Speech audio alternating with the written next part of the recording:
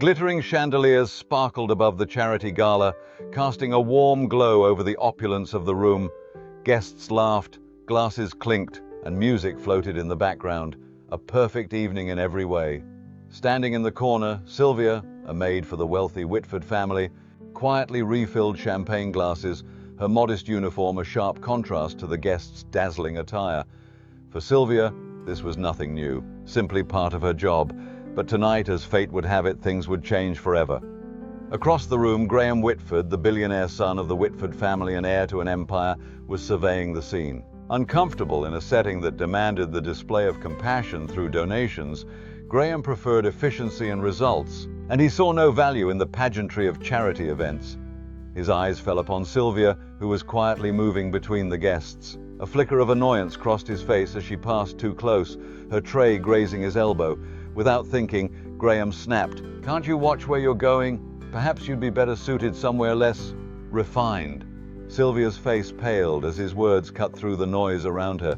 She held her tray tightly, her voice barely a whisper. "I apologize, sir." But as Graham turned back to his conversation, something inside her shifted. For years, she'd served his family with unwavering loyalty, even caring for his ailing mother with compassion and kindness. That night, something in Sylvia broke. That evening was her last. The next morning, Graham's mother, Eleanor, noticed Sylvia's absence immediately. Confined to her room with a delicate health condition, Eleanor depended on Sylvia for more than just physical help. They shared an unspoken bond, one built on trust and warmth. Sylvia had cared for her with the gentleness of a daughter. Eleanor waited all morning, her worry deepening with each hour, until she finally summoned Graham. "Where's Sylvia?" she asked, her voice faint but determined. "Sylvia?" Graham replied, shrugging. "The maid? I have no idea." But Eleanor's face tightened with rare displeasure. "She is not just a maid, Graham. Sylvia has been more of a family member to me than most." The full weight of his words the night before suddenly struck him. He'd taken for granted her quiet, steady presence, her kindness to his mother. Graham hadn't understood then, but he could feel it now, a sense of shame he couldn't shake. Determined to make amends, Graham began searching for Sylvia, tracing her modest apartment and following small leads. Days passed, but eventually his search led him to a community center on the city's outskirts. Here, the warm hum of conversation and the laughter of children filled the air. And in the center of it all, there she was, Sylvia, surrounded by volunteers and families in need, guiding people with the same compassion she'd once shown his mother. Stunned, Graham learned that Sylvia had used her own savings to start a charity organization for struggling families, providing them with food, shelter, and resources for a better future. She had taken what little she had to create something meaningful, a place where compassion was given freely to anyone who needed it. Graham felt a tug on his heart he hadn't felt in years. He stood in awe, watching as Sylvia comforted a young mother and gently guided a lost child. "Why did you do this?" he asked, unable to contain himself. Sylvia looked at him, her eyes carrying a quiet strength. "Compassion doesn't cost a thing, Mr. Whitford," she said softly. "I learned that from your mother.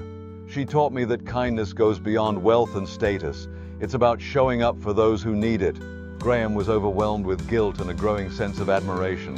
Her words haunted him, and he realized he'd been blind to the true value of giving. With a deep breath, Graham offered his help, pledging to support her charity.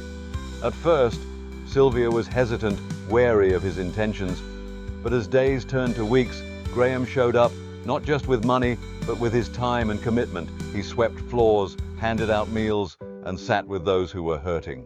Through Sylvia's eyes, Graham discovered a new way to live, one that didn't rely on power or status, but on small acts of kindness. Eventually, Sylvia accepted his help, seeing that he was genuine in his transformation.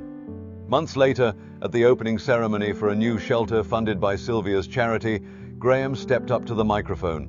"Tonight, we celebrate more than a shelter," he began, his voice carrying across the room. "We celebrate the impact of compassion, a lesson I learned from a woman who gave everything she had to help others. Sylvia has shown me that kindness and compassion have no price, but their worth is endless." The room erupted in applause, and Graham, humbled and grateful, saw Sylvia smile in the crowd, a small, knowing smile that spoke of forgiveness and new beginnings. As the evening wound down, Graham found Sylvia amidst the guests. "Thank you," he said, his voice full of sincerity, for everything you've taught me. You've changed my life in ways I can't even explain." Sylvia simply nodded. "It was never about wealth or charity galas. It's about what's in here," she replied, pointing to her heart. "And now you see that too." In the end, Graham's journey was one of redemption. But the true gift was Sylvia's legacy of compassion, a reminder that kindness is a treasure far more valuable than any riches he'd ever known.